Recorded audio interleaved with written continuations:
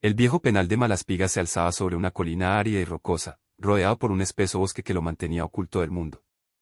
Durante décadas, aquel lugar había sido el destino final de los peores criminales, donde el tiempo se detenía y las esperanzas se desvanecían. La leyenda decía que nadie había escapado jamás de Malaspigua, pero esa historia estaba a punto de cambiar. Héctor Robles, un hombre de mirada dura y cicatrices profundas, había llegado allí 5 años atrás, acusado de un crimen que juraba no haber cometido.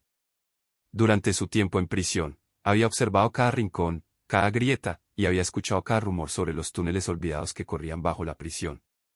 Sabía que la única forma de escapar era por debajo, a través de ese laberinto subterráneo que muchos creían un mito. Una noche, mientras la tormenta rugía y las celdas temblaban con cada trueno, Héctor decidió que era el momento. Había pasado semanas cavando un agujero en la esquina de su celda, camuflando su trabajo con habilidad y paciencia. Ahora, con el ruido de la tormenta como su aliado, se deslizó por el túnel oscuro, guiado solo por una débil linterna que había robado del almacén. El túnel era estrecho y sofocante, el aire denso y cargado de humedad.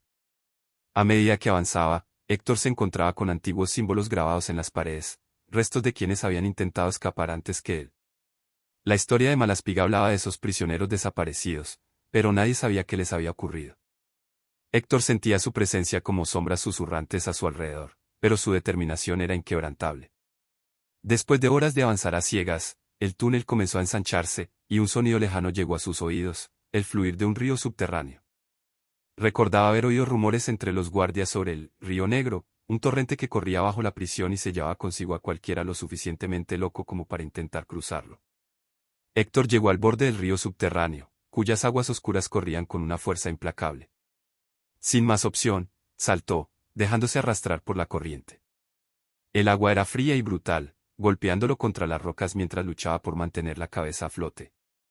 Sabía que su única esperanza era dejarse llevar y esperar a que el río lo arrojara al exterior, como había hecho con aquellos antes que él.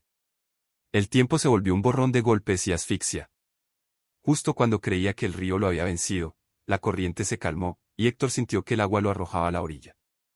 Tosió y jadeó, arrastrándose fuera del agua con las pocas fuerzas que le quedaban.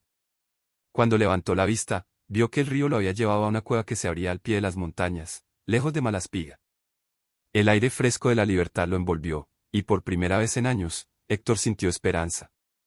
La fuga había sido una hazaña que nadie creía posible, pero allí estaba él, lejos de las cadenas que lo habían atado. Sabía que su lucha no había terminado, ahora debía demostrar su inocencia y buscar venganza contra quienes lo habían encarcelado injustamente.